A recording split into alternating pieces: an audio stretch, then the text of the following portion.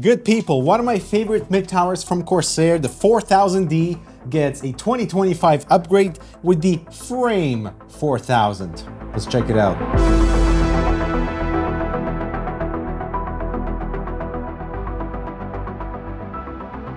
Honestly, what Corsair is trying to achieve here with the Frame series is definitely making my heart feel warm about the 4000 series lineup, because this is definitely a worthy successor, but with some major caveats. You see, the whole idea behind the Frame series is giving us upgrade options in terms of both exterior panels, materials, colors, and interior panels at the same time. So that's really awesome. Cooler Master has tried that and failed.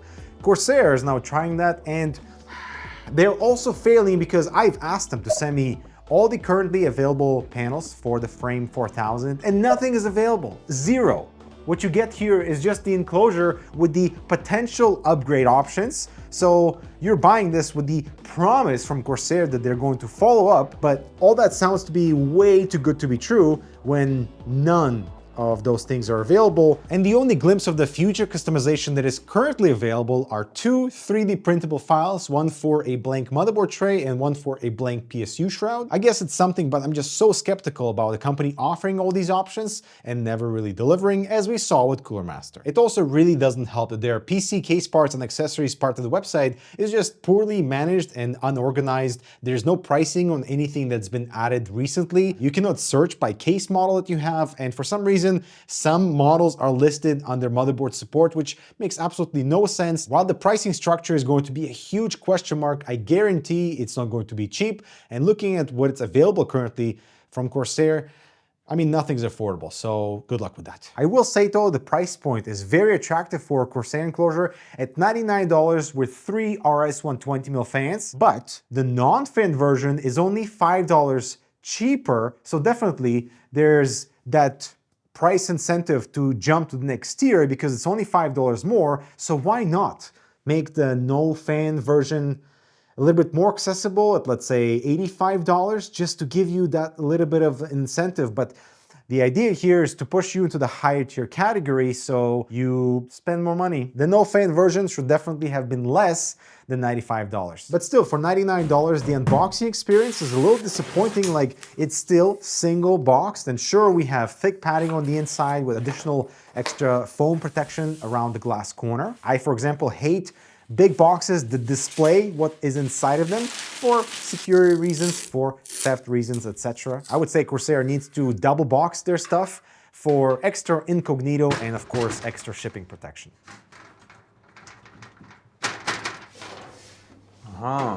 Is it not? Ooh.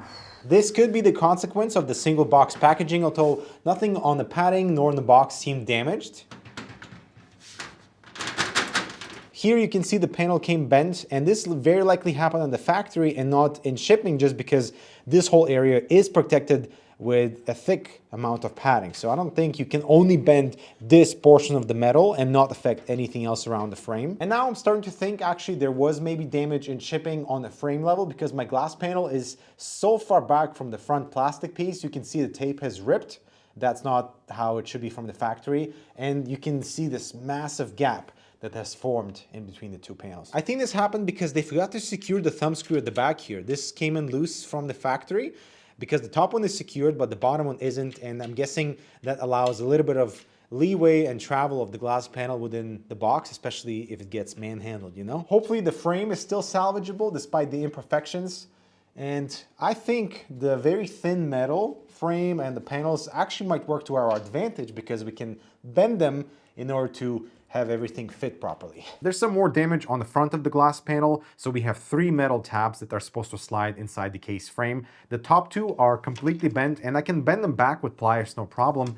But I can easily see how this damage could be achieved when one of the thumb screws is not secured at the back, because this glass is very heavy and very thick, and it's traveling in this orientation. So when there's any force applied on the box, like something's dropped, there's a lot of force that is being applied on these very tiny front metal notches. Consequently, the frame is super lightweight, and if your tolerance level for flexible sheet metal and frame level as well perhaps the Frame 4000 is not for you. The heaviest thing here is the side panel, and I'm surprised it's not secured better, especially because the case travels like this, and any form of dropping of the box would apply a lot of force on those tiny mounts and the two thumb screws. I think Corsair should rethink of shipping the case like this instead to prevent that from happening. From a design point of view, I love it. It's exactly what I was hoping for, the successor to be to the 4000D. We now have ventilated power supply shroud, really awesome design on the front panel with the 3D texture. We have obviously side ventilation if you're mounting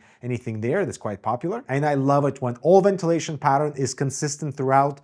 Thank you very much. Interesting, this bottom piece for the power supply shroud on the side is removable with just a single thumb screw, and it has a clear plastic running through it. And at first I thought this is part of packaging that you have to remove, but it's there by design. For example, you can take it out if you want additional ventilation for the power supply shroud, or you can put it in, therefore blocking that panel from breathing air, but still, because it's slightly transparent and opaque, you can still, let's say, reveal your power supply behind it. It is the same transparent piece on the black model, and we do have slight adhesive elements on both ends. That way you can kind of stick it on the panel so it doesn't just simply fly around, although it does still have a little bit of play inside the panel.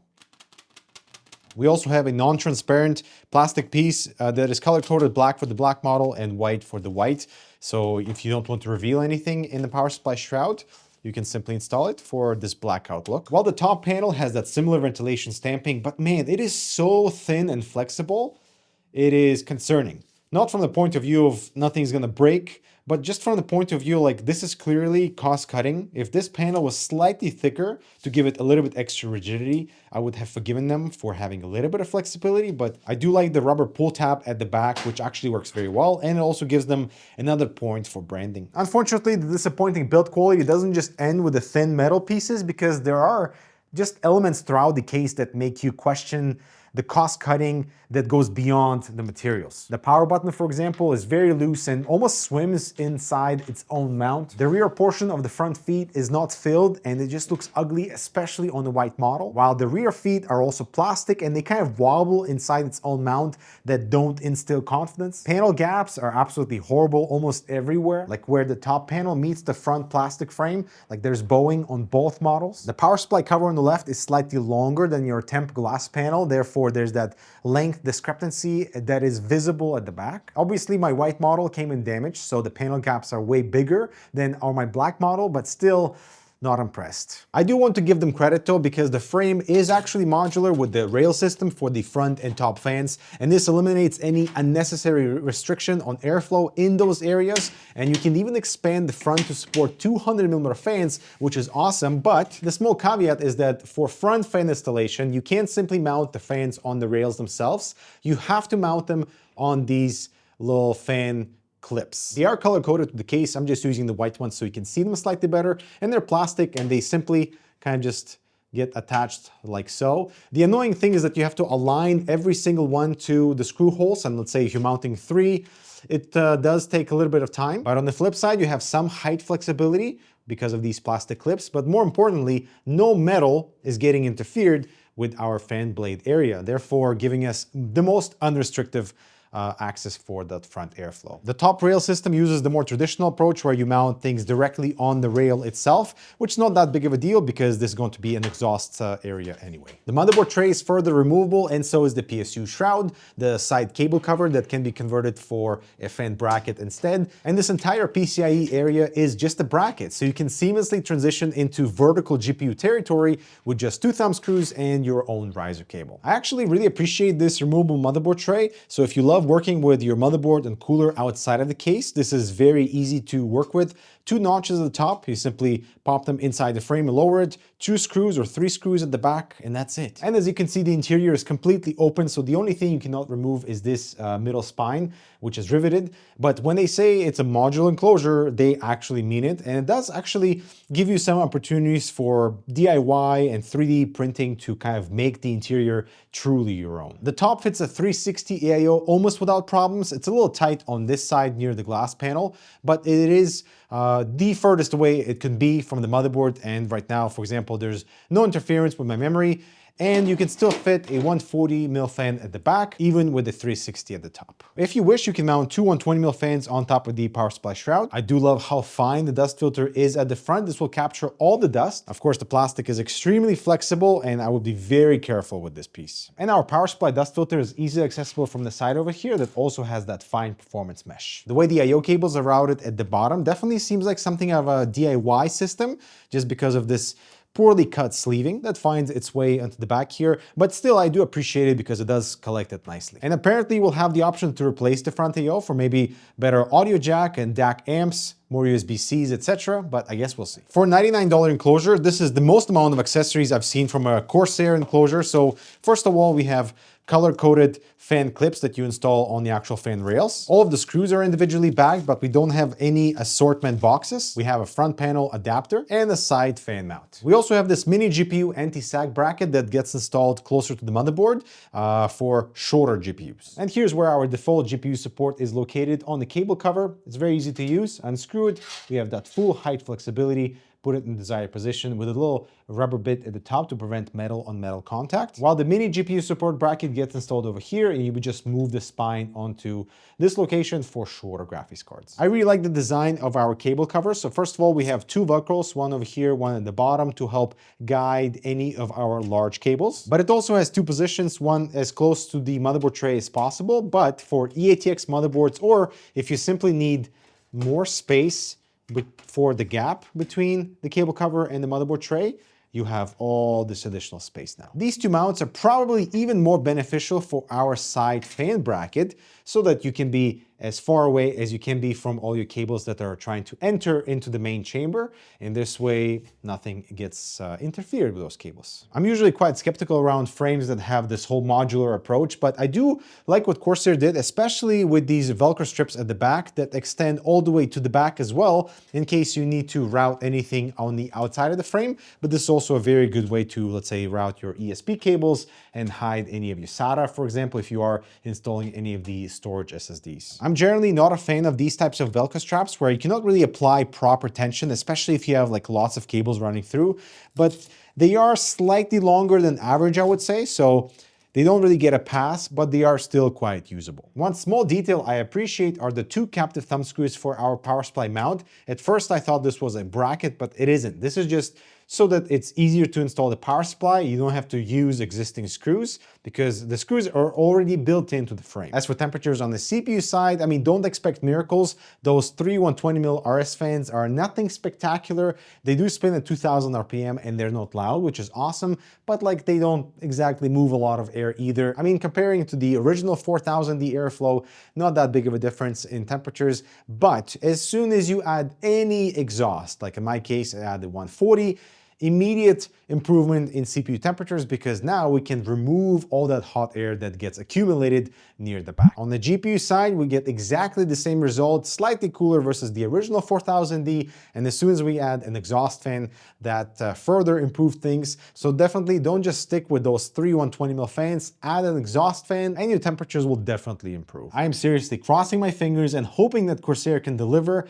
on affordable and a good enough variety of modules and accessories for the Frame 4000, both on exterior panels and obviously the modular elements on the interior. 3D printing aside, that is not enough. We need to see the actual manufacturer coming up with ideas on what would be the best for their damn product. I mean, this thing is not perfect, flimsy panels, and after having a conversation about shipping, they have notified us about improving the SOPs or the standard operating procedure when it comes to like assembling the enclosure at the factory, which is what caused the issue with my white model. One of the thumb screws on both side panels not secured, causing so much damage. That is a concern. Hopefully that's not going to be a problem moving forward and for retail samples either. But it's still a 4000D. I love the original, and I am starting to love this one more. I think I'm gonna put one of my gaming systems in here to see how it kind of holds up in the long term, and I've already done a few builds and systems in them, and overall, it's a really decent experience as long as nothing is bent out of place. And on that note, I'm Dmitry, thanks so much for watching, and as always, spend responsibly, my friends.